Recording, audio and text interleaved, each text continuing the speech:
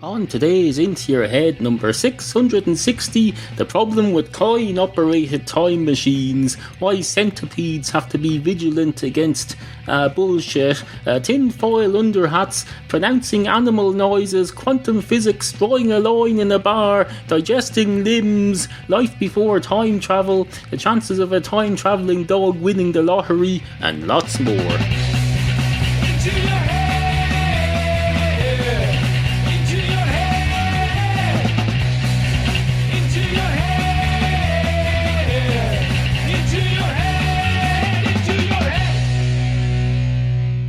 Quantum physics, that's what they call it. They call it quantum physics, except those who don't have cause to bring it up. People who don't talk about quantum physics very rarely say quantum physics. If they do, they probably say it by accident. And what are the chances of that? You'd say those, 4 syllables by accident, quantum physics. Would you maybe make a cough that happens to sound like that? I don't know. It'd be like one of those cats on YouTube whose meows sound like words, or maybe they are words, I don't know. Meow is in itself a word, but no, that's not what I mean. They're meowing, but their meow noises are sounding like words other than meow. For example, anti-disestablishmentarianism, which if you write it down, it becomes meow, meow, meow, meow, meow, meow, meow, meow. But then, of course, you go up to some teacher when I'm 14 and say, here's a word, meow, meow, meow, meow, meow, meow, meow. And you'll say, pronounce that, and you'll say, anti-disestablishmentarianism, then you spend the rest of your life being bitter because he corrects you on it. Absolutely fucking ridiculous. Well, let's not get bogged down in that whole story again. You covered that many times here. It's time to move on. No. Anyway, where was I? I was here. I was right here. In fact, I'm here a lot of the time. I spend most of my day here, sitting here, looking at this screen with my mouth up against this thing, although this thing isn't on most of the time. It's usually off. It's usually unplugged and disconnected. It's offline, off the loop, off the matrix, so to speak, most of the time. But at the moment, it's not. It's got a green light on, and it's recording every sound I make with my mouth, and probably some of the sounds that I make with my feet as well, and other parts of me.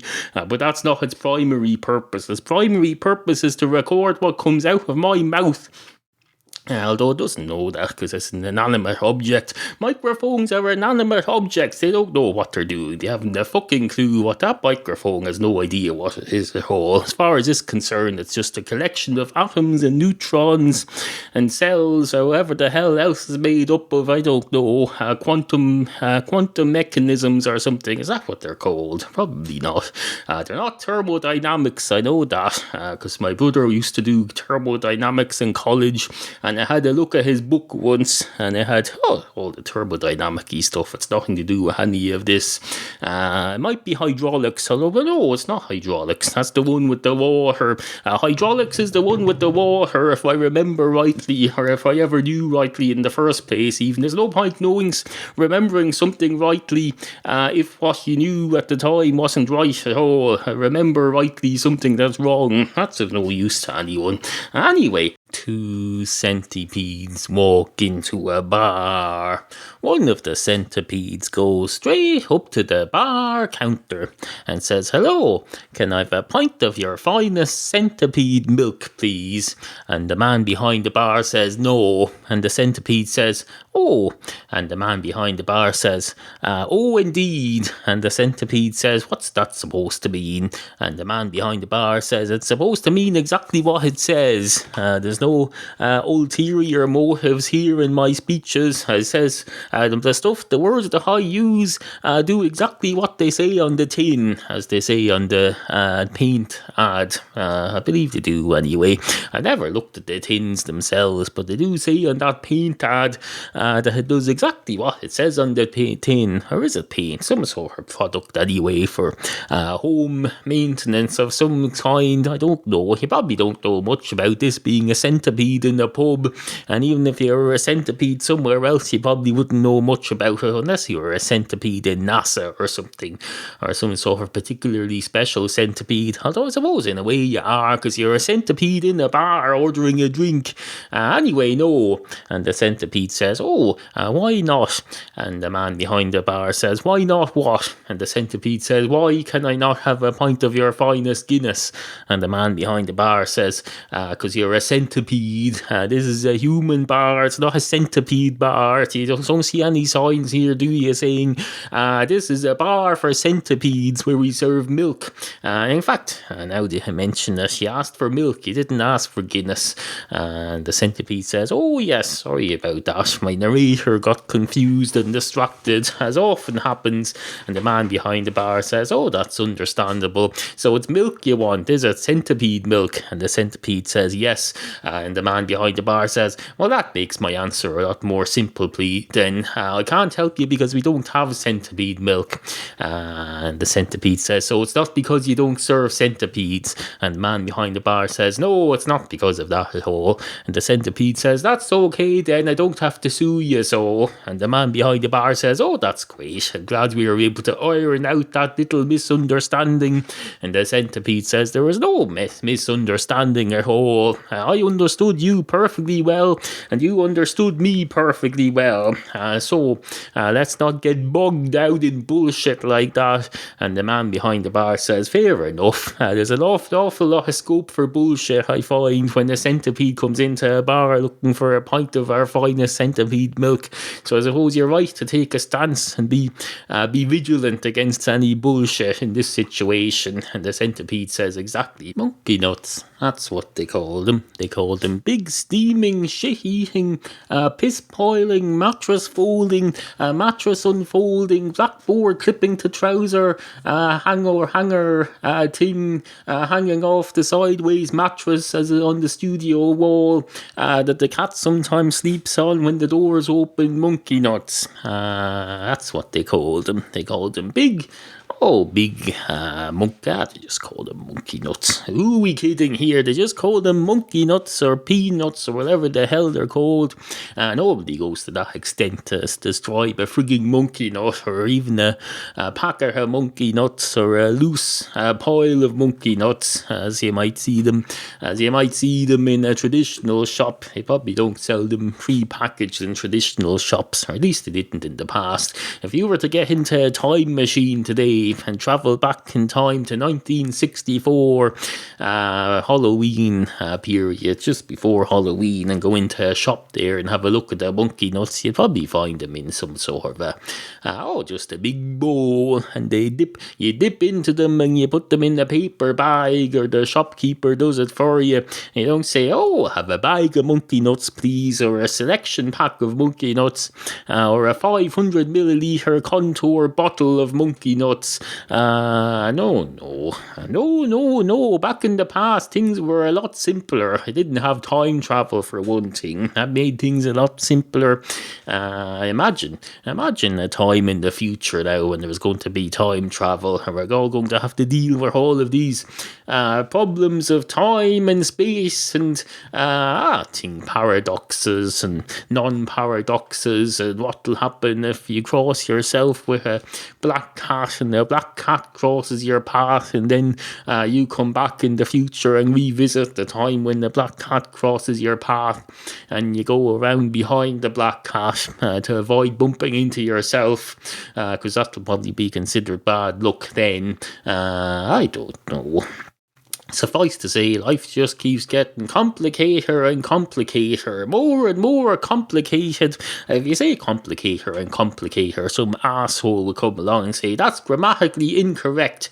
And you'll say, that proves my point exactly. Things are getting too complicated. You can't even say more and more complicated without someone shoving a dictionary down your throat and jamming it down into your stomach.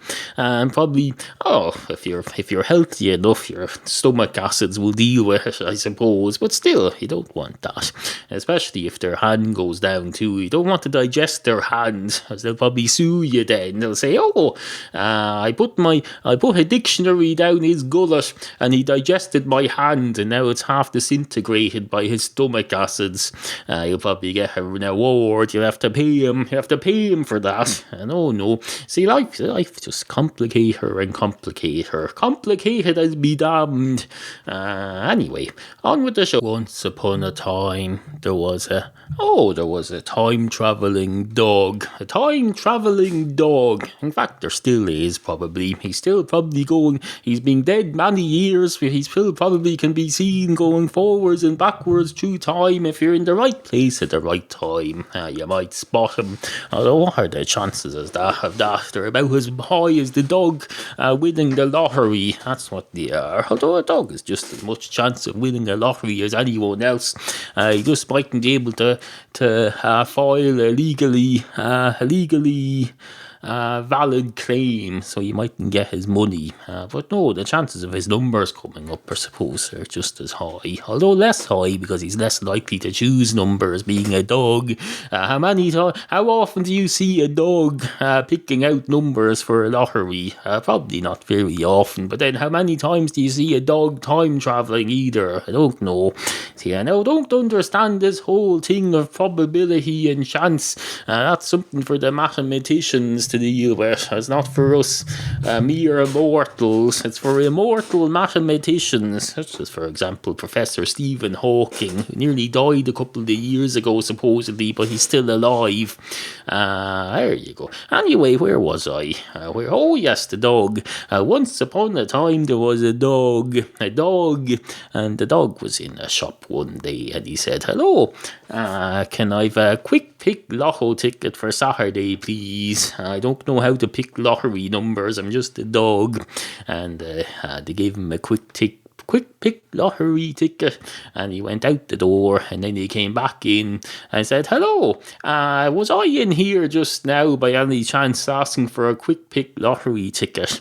And the man behind the counter says, "Yes, indeed you are. Why?" And the dog says, "By any chance do you remember what numbers you gave me?" And the man says, "I could probably look her up, but it's confidential. You can't be going out giving out people's lottery numbers all over the place to their doubles or wherever the hell you are. I don't know why I presume you were a double. I don't know why it's the first thing that springs to mind, though. It's probably just you. You just went out the door and you came back in again. Or you're playing some sort of elaborate scam on me. I can't imagine how. It's impressive enough that you'd be able to understand the lottery system, although you obviously can't since you're buying a quick ticket. But to be able to pull off an elaborate scam on top of that involving the lottery, that'd be a bit much for a dog. No offence."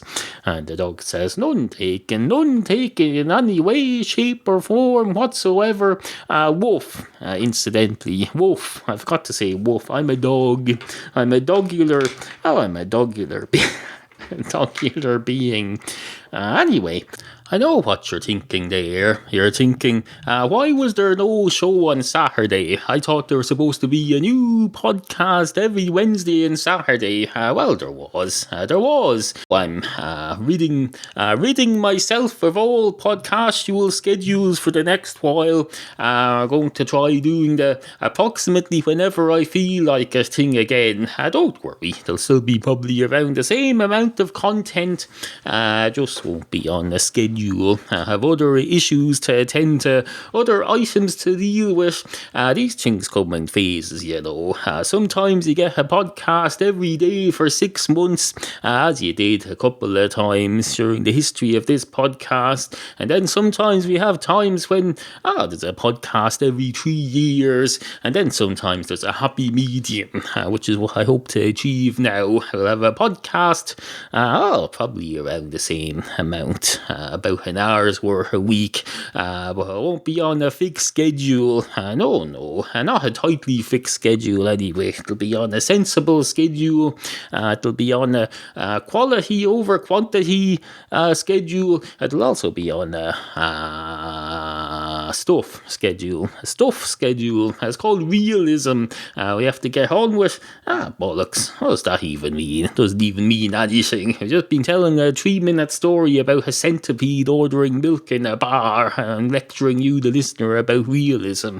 No, absolutely fucking ridiculous. Completely non-credible, if you ask me. Anyway, suffice to say hello and welcome to the show. I think I already said that, but I was saying that in my wearing my narrator of a bar story hat, not my me, the host and proprietor of Into Your Head hat. So hello from the me with that hat. I'll take off that hat now and we'll go hatless because we're indoors. Fucking ridiculous. You don't need to be wearing a hat every fucking minute of every day.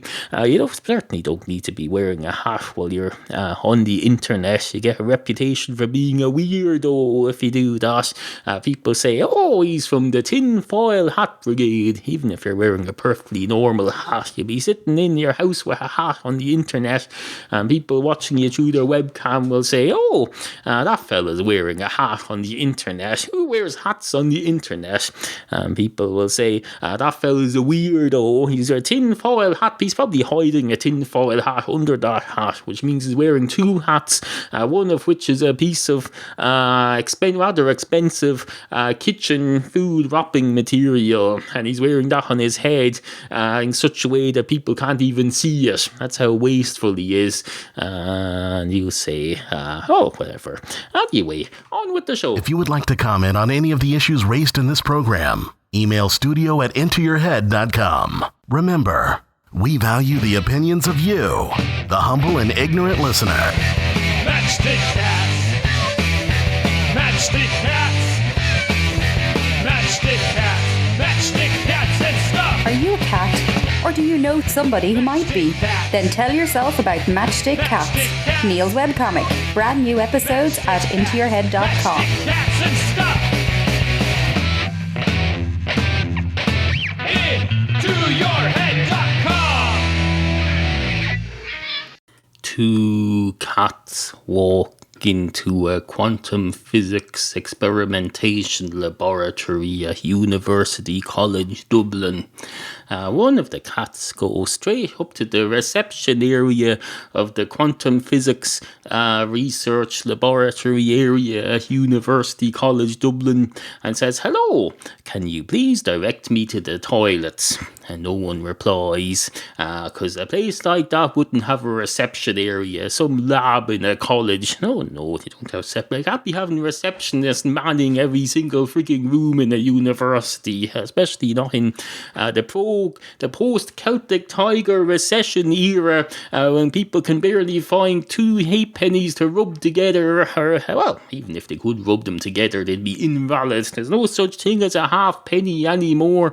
It's not legal tender. If you have a halfpenny in here in this freaking country and you go up to a shop with it, they'll say, what the fuck is that? Either that or they won't look at it properly and they'll assume it's just a 1 cent coin, in which case they'll lose out. They'll probably get sacked once the manager does their tot up at the end of the day and looks through the receipts and sees, oh, this seems to be a 1985 halfpenny coin that you've mistaken for a 1 cent coin. What the frigging hell is going on here? Try defending yourself against that, I can tell you. You can't be taking currency from another time period. This isn't frigging Back to the Future where you can just climb into a car and push a train and go and spend it in another era. No. The only way you can time travel nowadays is to wait for time to pass. It's pretty much the same as it's like when you hover over your house in, say, some sort of a hovercraft that hasn't been invented yet, and you wait 24 hours for the earth to revolve underneath you, and then you go back down to ground and you're in the same place. That's the only way we have of time travelling. You wait for time to move forward underneath you, and there's no way to reverse it yet, as far as we know, as far as we're aware, so there's no point adding that, figuring that into your financial plans when you you're going to be mistaken and lazy about checking what coins you're taking over the counter. So bear that in mind. I know when you're working in a shop in some frigging convenience store, some miserable convenience store, the last thing on your mind is worrying about whether or not there's time travel and how it's going to all add up over time. But no. Have a bit of, pretend you care about your job, for Christ's sake. Put a bit of stuff into it. Put a bit of brain stuff. You're there. You might as well make the most of it. Make the most of a bad lot, unless you're enjoying it. In which case, make the most of it as well, because you're going to enjoy it even more. The more you make of something, the more you'll enjoy it. Unless it's a bad thing and you make more of the bad element, in which case you'll enjoy it less. I suppose the moral of all this is that I've just wasted 3 minutes and 25 seconds talking crap, which is absolutely fucking fantastic. That's 19 minutes of the show done now. 2 convenience store clerks walk into a time machine. One of the convenience store clerks goes straight up to the self-service console of the time machine and puts a halfpenny coin into the slot, which immediately gets vomited out through the reject coin slot underneath. And the convenience store clerk says, "Oh, I wonder why that happened." And then he puts it through again, and the same thing happens. And then he says, "Maybe if I hold on to this, and then put in some euros now, and then time travel back to the 1980s, I can use the halfpenny for my return trip." So he puts some modern euro cent coins in, and enters 1984, and time travels to 1984, and then does whatever he went to 1984 for, and then goes back into the time machine and puts a halfpenny coin into the slot, and straight away it gets rejected. He says, "Christ, we're in the 1980s, this is legal tender now, what the freaking hell is going on here?" And the other convenience store clerk, who's been quiet up till now, says, "This machine is from the future. It doesn't just change its configuration just because you go back to the past. In order for it to do that, you would have to reverse the whole process of time rather than just going back through time. You'd have to go back through time and have the machine." Oh no, that wouldn't work. Unless the machine had been invented in 1984 and adapted over time, then you could travel back. If you could make time go backwards rather than just hopping backwards to 1984, then the machine could de-evolve back into its original status. But then you wouldn't be there. You'd be unborn or something, wouldn't you? I don't know. I find this time travel stuff very complicated. I'm glad I work in a convenience store. It's a lot simpler. Well, it's a challenging job. You have to deal with drunks and louts and scumbags, and you have to be up and standing on your feet all day, every day. It's not an undifficult job. It's simpler than this. It's simpler than the whole time travel figuring out thing. I can tell you that. Anyway, on with the show. 2 white lines walk into a bar. One of the white lines goes straight up to the bar counter and then stops and turns 90 degrees to the right. The other white line just turns itself into a dot and stays where it is for the time being. The man behind the bar says, "Who the fuck is drawing white stripes along my fucking floor?" Well, I suppose in a way it's not my floor, I lease it, but still, it's my fucking floor of my fucking premises of my fucking business. And the white line says, "It's not your business, it's a public road. This is a public road. There's a legal right of way through here, and I've been instructed to draw road markings on it just in case we get sued by someone who has an accident because it's not clear which side of the road is which." And the man behind the bar says, who's saying that? And the white line says, me, the white line. And the man behind the bar says, what the fuck is this? The Chronicles of Narnia or something? And the white line says, no, it's two white lines walk into a bar story. Although I suppose we're not really walking, we're more sort of flowing, being painted really, if we're accurate. There's a man painting me here. He's driving a machine that's laying me down. I'm basically just a concept that's being laid down. I'm a line that's being drawn in the sand, except I'm being painted onto whatever this is your floor is made of, whatever this cheap crap that your floor is made of. Have you never heard of tar macadam, for Christ's sake? And the man behind the bar says, I've had enough of this. I'm going to give up drinking now. And the white line says, that's a very good idea. And get out from behind the bar. You're a customer. You don't work here. And you're talking to a fucking white line. And the man behind the bar says, Christ, if I stop drinking now, will that mean I'll die from not easing myself off it? Should I go to some place that pumps me out and then gives me a reduced number of pints of beer every day until I gradually come off? I don't know.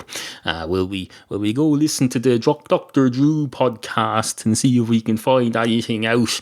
And the white line says, if I were you, I'd just go to a meeting somewhere. And the white line says, fair enough. Will I go to a meeting of the Skeptics Society? And the white line says, you mean the sewerage outlet department? That's next door to me. Beside the line painting on roads department is a sewage department. Is that what you mean? And the man behind the bar says, can we stop this now? You're kind of freaking me out. And the white line says, it's up to you to stop this. I'm just a figment of your imagination. And the man behind the bar says, fine. And the white line says nothing further for about another 3 months when the man behind the bar falls off the wagon again.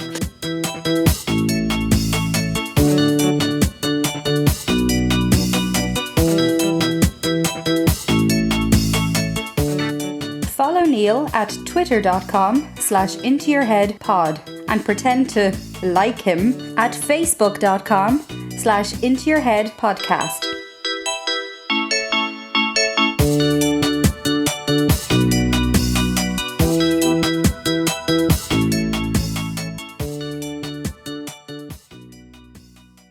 IntoYourHeadPodcast.com